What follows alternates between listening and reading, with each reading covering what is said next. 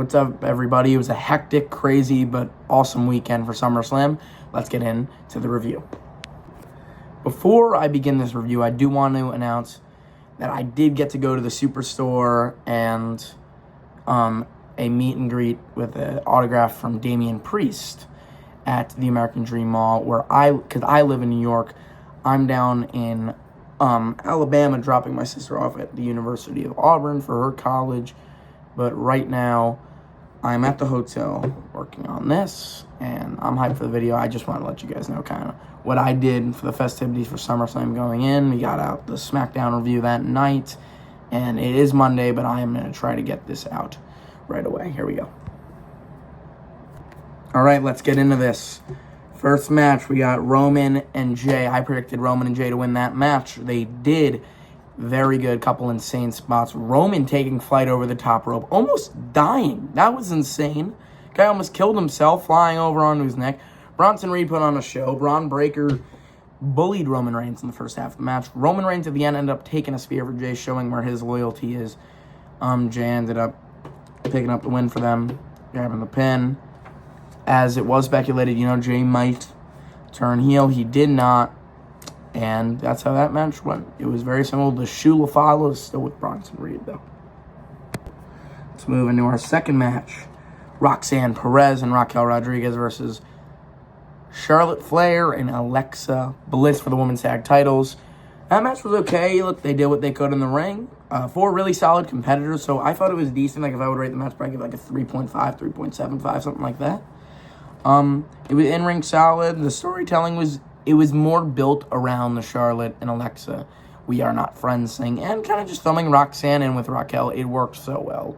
While I'm hoping Liv gets back soon, I'm excited to see what they can do without the titles, too. Bliss and Flair took up the win. That's who I had winning. 2-0 on predictions so far. Up next, Sami Zayn versus Karrion Kross. I had Sami Zayn winning. Sami Zayn picked up the win. While we were getting hints, maybe the Sami heel turn, maybe Sami joining Karrion, Sami stuck true to himself and picked up the win cleanly. Sooner than later, I think these two are going to have to join forces. I just think it's so wanted, and you got to start getting Karrion over and giving him wins, because this crowd loves him. They love him. They were almost upset, I think, on the post show that they were pretty much upset that Karrion lost. And going up against a guy who has that much fan love like a Sami Zayn is really hard to get yourself over to. Karrion's doing a phenomenal job, but we're 3-0 so far in predictions. Tiffany versus Jade. I had Tiffany winning, and she won in a decent match. In ring, it was solid. It was the best it could be between two good wrestlers. I would give it probably like a 3.75, somewhere between there. I don't want to give it all the way down to 3, but I don't want to give it in the middle. I don't want to give it a 4. So 3.75 is how I would rank that also.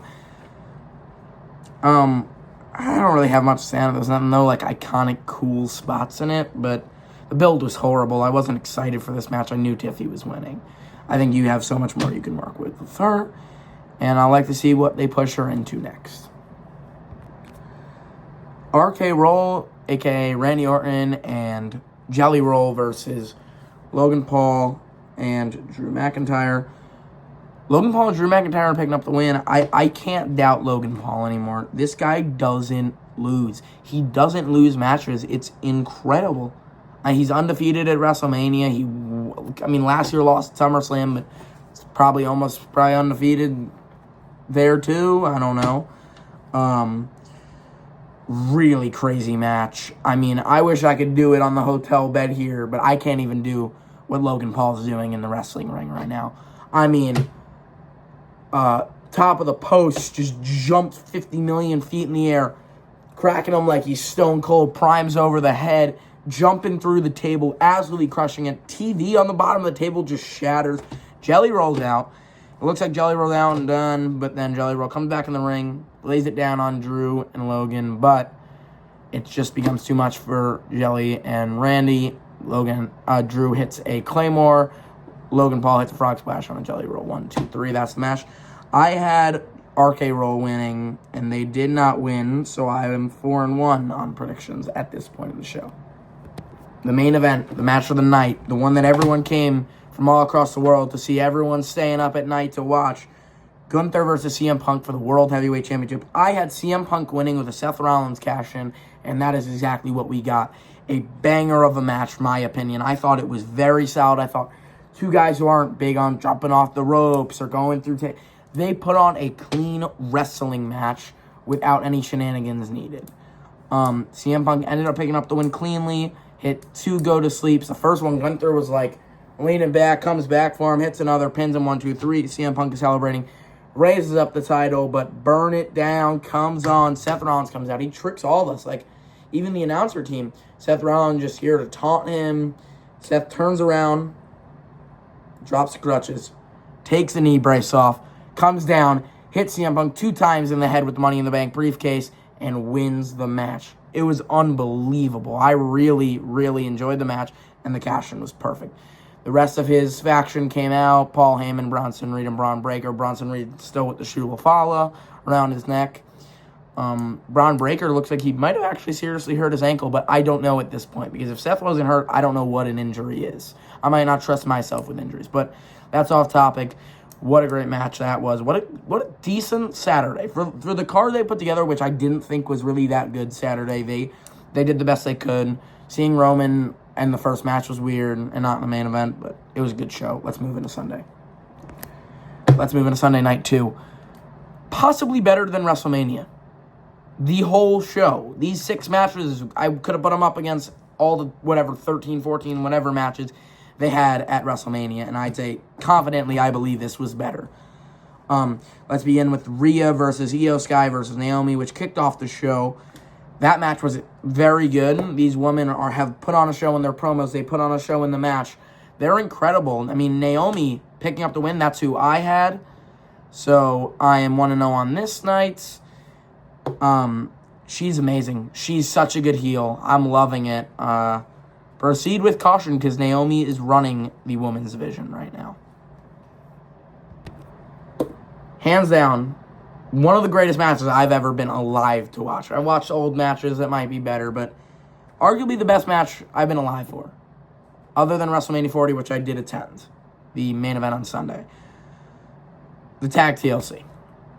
Are you kidding me? DIY goes through 4 tables. Candice LeRae, or as Michael Cole calls her, Candice Michelle, goes through a damn ladder from 40 feet in the air. Tommaso Ciampa dodges a drop kick from Nathan Frazier off the ladder. He then holds himself up. He's holding onto the belt. Doesn't bring him down. We have a set, like a little segment where it's the 8 guys are standing up on all the 4 posts. And they all hit crazy moves. The most noticeable one being the Spanish Fly from Axiom onto Angelo Dawkins. Might have hit it. He might have hit on Angelo Dawkins. I don't remember who it was on, but Spanish Fly through the table. That was insane. And Wyatt Six did end up picking up the win at the end. I had Fraxium picking up the win in that match. But, I mean, if not match of the year contender, I don't see how that's not match of the year. The main event of Sunday was pretty good too. We'll get into that later, but phenomenal showing by the SmackDown Tag Team Division. For me, a disappointing matchup next. Becky Lynch versus Lyra Valkyria. I'll say why it was disappointing. It was mid in the ring, and I honestly thought they could have put on a little bit better. I thought it could have been more bloody. I actually did. Lyra had her hands zip-tied nearly the whole match, so we didn't really get to see that much awesome spots from her. Becky with new entrance music, that ruined my night. That was horrible. I was like, come on. I know she's a heel now, but Becky Lynch's music is iconic, so that sucked to be changed. But, okay, match. I had Lyra winning. Becky won. So I'm now 1-2 by this time. Bayley did come out to come interfere and help. Lyra backfired. Becky Lynch picking up the win. Solo Sikoa versus Jacob Fatu. A match that was never really supposed to be that good in the ring anyway, so I didn't care. I thought there were cool spots. I mean, Jacob literally... first, Talatonga comes out, and Solo's trying to get out, so Jacob drags Solo back in the ring. Talatonga then takes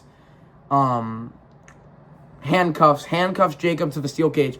Jacob just with one hand rips it off the steel cage, stops Solo from getting out.